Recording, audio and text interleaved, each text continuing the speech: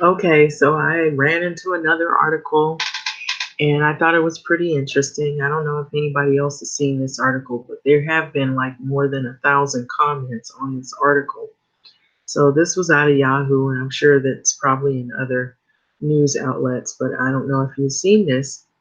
So the headlines is Ta-Nehisi Coates, he calls out Mitch McConnell at a House hearing on slavery reparations. And so this has come up time and time and again. See, right now, the Democrats and the Republicans are on a campaign trail, the political figures, that is.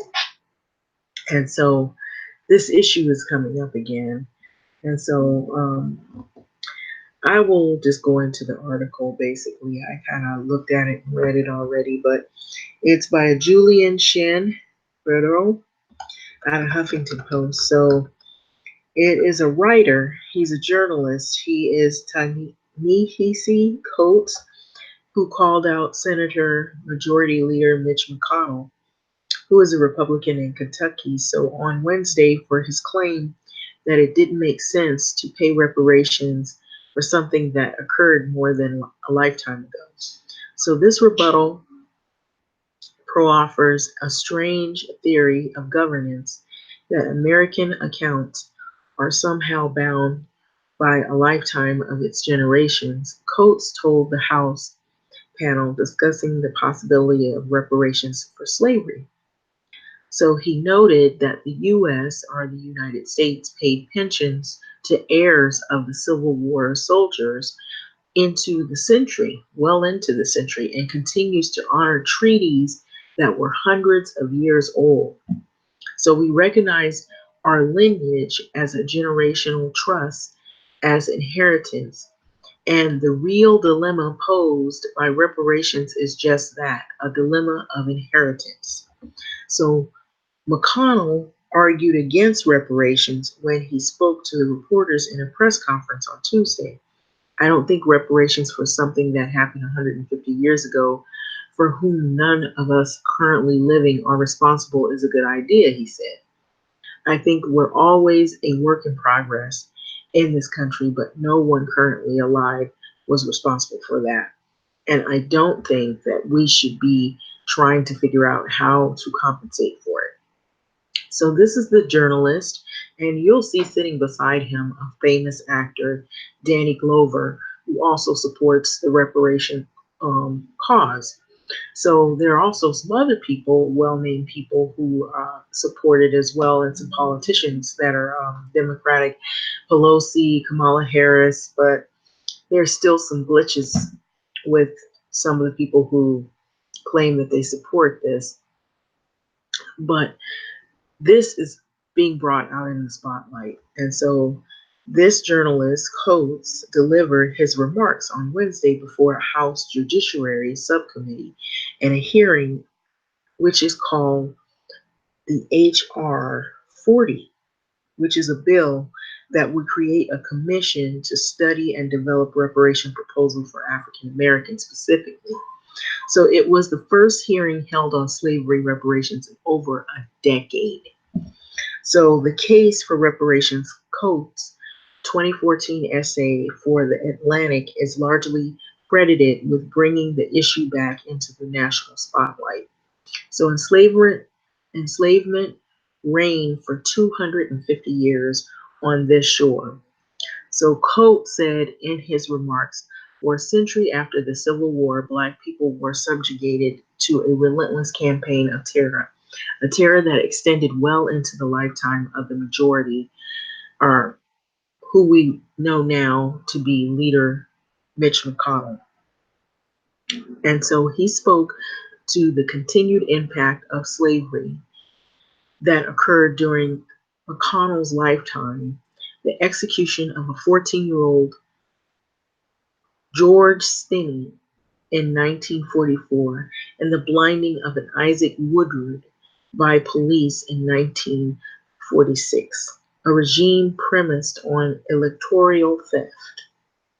In Mitch McConnell's birth state of Alabama, the harassment and jailing of those who pushed for civil rights legislation as well. So that is the thing about Senator McConnell, something he said, it was 150 years ago and it was right now. Okay? So many 2020 Democratic presidential candidates have expressed support for the implementation of consideration of some form of slavery reparations. The House Speaker Nancy Pelosi has indicated her support for the bill, which is the bill, you can look it up, it's HR 40. And so if passed, the House, if it passes the House, the bill is unlikely to find support in the Senate. So they're kind of doubting whether it'll have support with the Senate because once it passes the House, it has to pass the Senate in order for them to actually implement these things that they're considering doing. So the question really is not whether we will be tied to something of our past, but whether we are courageous enough to be tied to the whole of them, quotes and concluded related coverage. Okay, so these are some related articles underneath. That's why it says related coverage. So Kamala Harris wants to study reparations, but dodge saying if she supports payouts. Mitch McConnell says that Obama's election means that we don't need reparations. Reparations hearing test whether Congress can confront history. Okay, so those are related articles that have to do with this thing being brought out in the spotlight. This whole concept called reparations for African Americans. And so here it has what is called the HR 40. Okay, so I'm actually clicking on it, that. Okay, so congress.gov. So I believe that HR 40, bill height overview, it's related latest. Okay, has to do refer to the subcommittee on Constitution and Civil Rights. So underneath there's a summary of the bill. Okay, so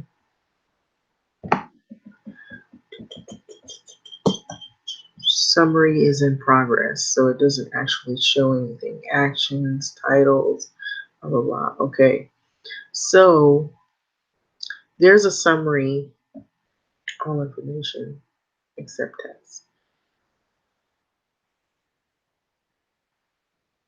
Apparently, there's a summary on this bill.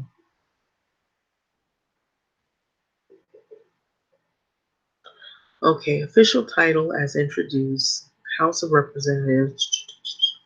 Okay, I'm looking at it actually. It says to address the fundamental injustice, cruelty, brutality, inhumanity of slavery, the United States, and the 13 American colonies between 1619 and 1865, and to establish a commission to study and consider the national apology and proposal for reparations for the institution of slavery and its subsequent de jure and de facto racial and economic discrimination against African Americans and the impact of these forces on living African Americans, to make recommendations to the Congress and appropriate remedies, and for other purposes. Okay, so at least we got that. Commission to study and develop reparations proposals for African Americans Act. Okay, so I just wanted you all to see that someone actually is confronting um, political officials on this whole this whole dilemma here of actually implementing some forms of reparations. And so it's been a decade, as they say. So there's been a lot of people that have been on social media talking about it, but you yet to see any action actually take place. There's been some people who've made attempts to try to present reasons, maybe listed out, or maybe they've sent, you know, um, their own form of why they should try to bring this out, and maybe it was looked at, but it wasn't taken seriously. It might have been rejected. But we have someone now who actually is really trying to bring about this issue once again, because it said it's been a decade. So just because you have some people that say that they tried to present letters and what have you doesn't mean that they even looked at it. But this person actually went ahead and had some well famous people supporting and some political people in support, and they have brought on a hearing in regard to slavery reparations. And so that is a push forward in some direction. Whether we have anybody actually really take it serious and actually implement doing something to make it actually stick is the question. And so that's why it said here it may go through the House and that it may pass through there, but the Senate is a whole nother story. And so I'm going to leave it on this picture, but I thought it was an interesting article because I know that some people had talked about it early on in my time on social media. I've heard different videos, different people's opinions and position on it. Some people feel like, that it's just, giving money to groups of people who they think that weren't really the ones that suffered anything. But, the thing is my question is if you have people who today have benefited economically off the backs of people who suffered and who were tortured and terrorized from an institution of slavery, and they are benefiting from that, reaping the rewards. They're able to go to nicer schools, live in nicer communities. They didn't have, to worry about redlining, which is they didn't have to worry about their family being pushed out of neighborhoods simply because they were Black. And so they were able to buy homes and create wealth through home building. Home, how would you say when your house over the years, if you live in a house and then all of a sudden you acquire equity or money in that house and your family is able to pass it on to their children and then their children's children, they have acquired, some type of family wealth. Um, there's that family wealth building, and African Americans who could have had that opportunity, not many have had those opportunities the way other people have had those opportunities. And so there's also been other things that have happened, where people have been denied the right to go to schools, higher learning because the way their name sounds, or because of their skin color, or they've been pushed out of job opportunities because they look a certain way, or they're Black, or their name sounds Black, they throw out the application. That has happened to some people. And it has happened to more than just some people. And it still goes on today, believe it or not. So it's like all of the things that have happened from the past seem to repeat themselves.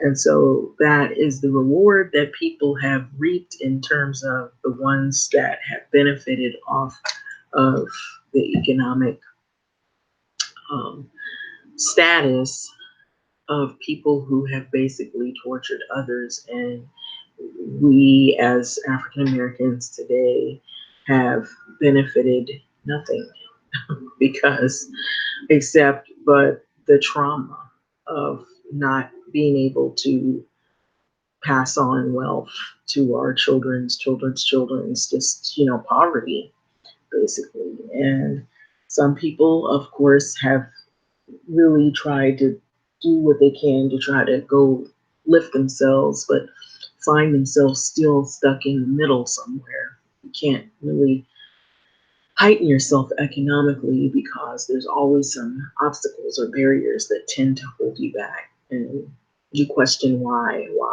But a lot of it stems from a lot of what has happened throughout history has caused a crutch or what we would say for people to be economically unable to achieve anything, for their families and for their families and their future families.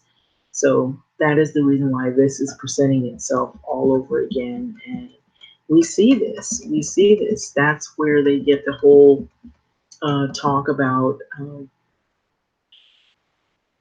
slavery reparations. They have talked a lot about the economic wealth gap between people who are people of color, people who are black versus people who are white. And so I think I support this. Now, what happens with it, I don't know. Only one can wonder. Um, it's just sad. I know that some people probably won't live to see this if it actually does pass. Some people will, and the good thing about it is if it does possibly have any strength um, of passing at all, then some people will benefit, and it'll be future generations to come, hopefully. But all we can do is wait and see, and that's a big wait and see. So, with that being said, I'm gonna let this video go and have a wonderful evening. Like, comment, subscribe, and thanks for listening.